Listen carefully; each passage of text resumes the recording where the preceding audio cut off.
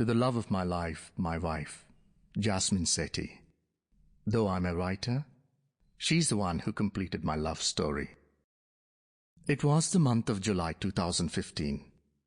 Everyone was hooked to the popular show Game of Thrones. Those who weren't watching it were relegated as aliens. The Indian web series TVF Pictures, created by the Viral Fever, was bringing unusual, innovative content to the small screen.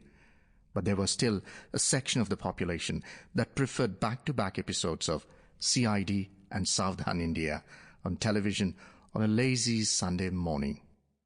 Prime Minister Modi had launched the Digital India program to simplify our problems and make the country digitally empowered.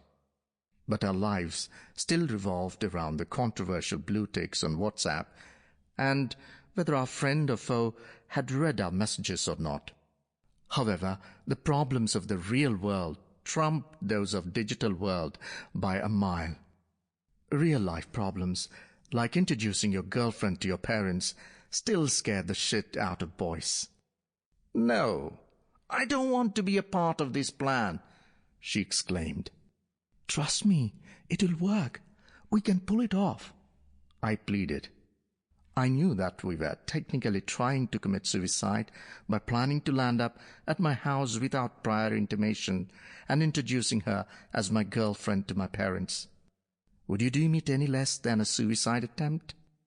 We were at Starbucks with our friend Deepika and her younger sister Roma when I decided to call my parents.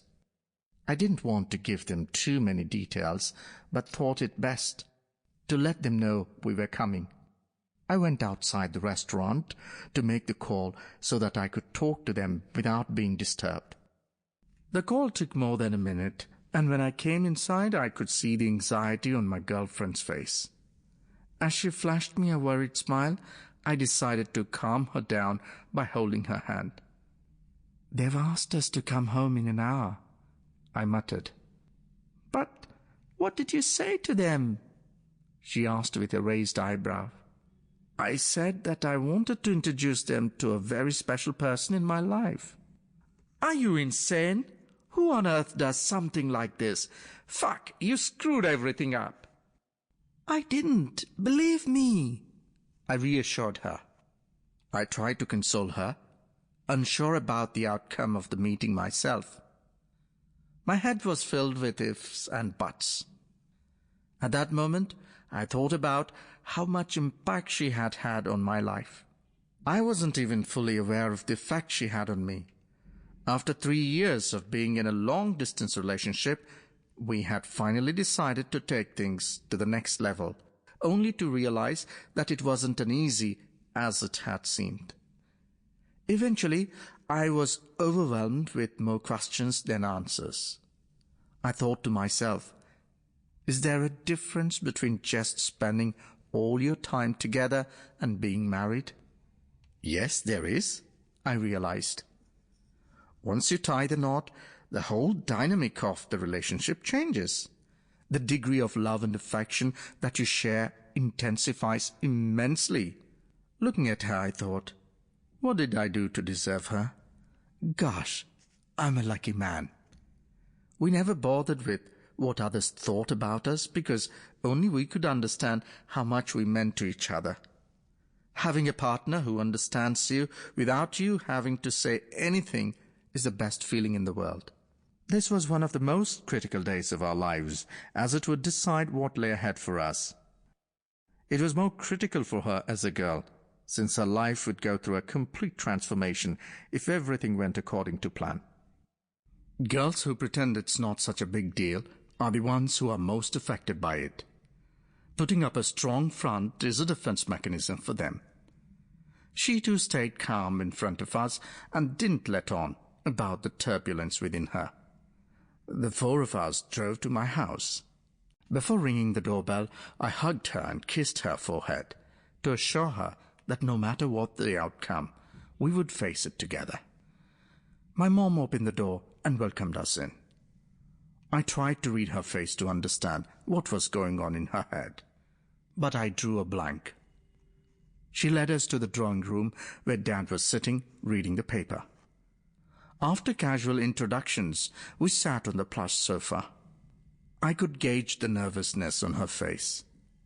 She deliberately did not sit next to me, instead choosing a spot at the far end of the sofa, next to Deepika. Although we had come well prepared, all our preparation vanished into thin air.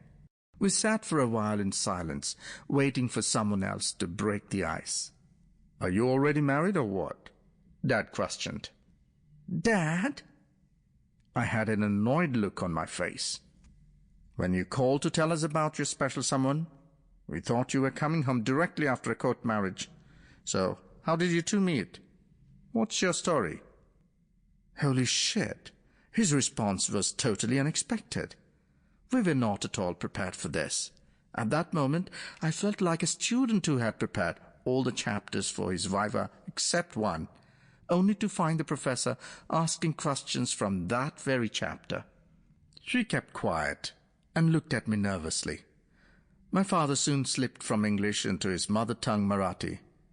Being Punjabi, she could barely understand our conversation, and that made her feel even worse, as she didn't know how to respond or what was expected of her. Everything seemed alien to her, the place, the language, the people.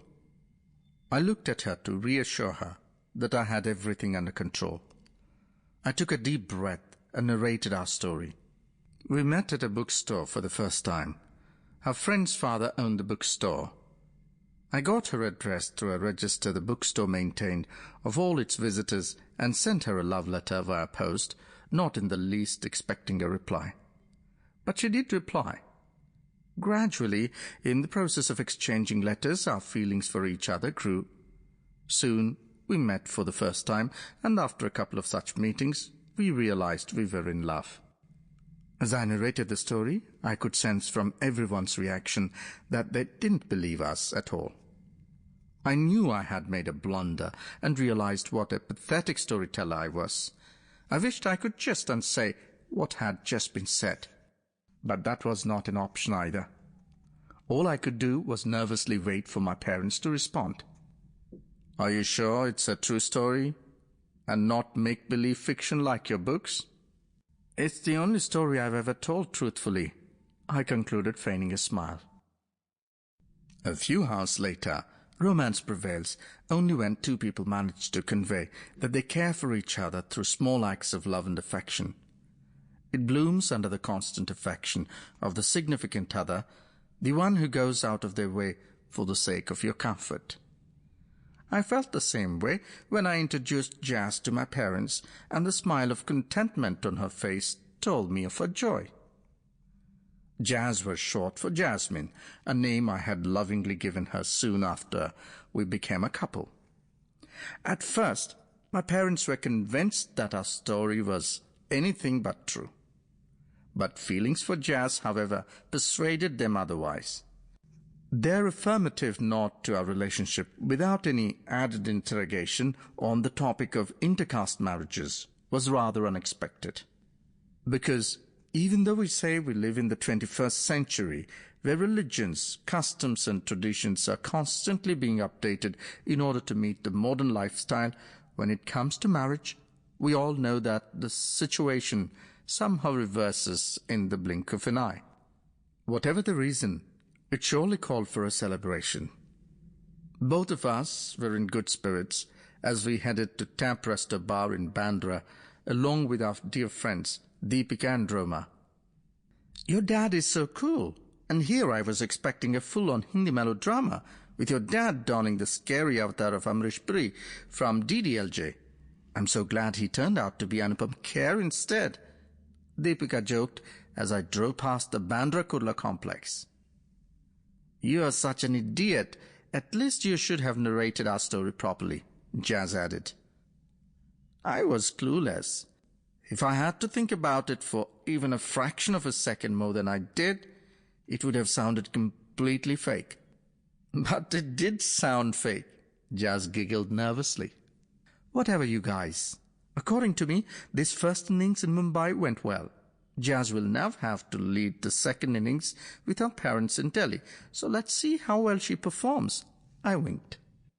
Jazz didn't react and looked out the car window instead. She very well understood that this... Sample complete. Ready to continue?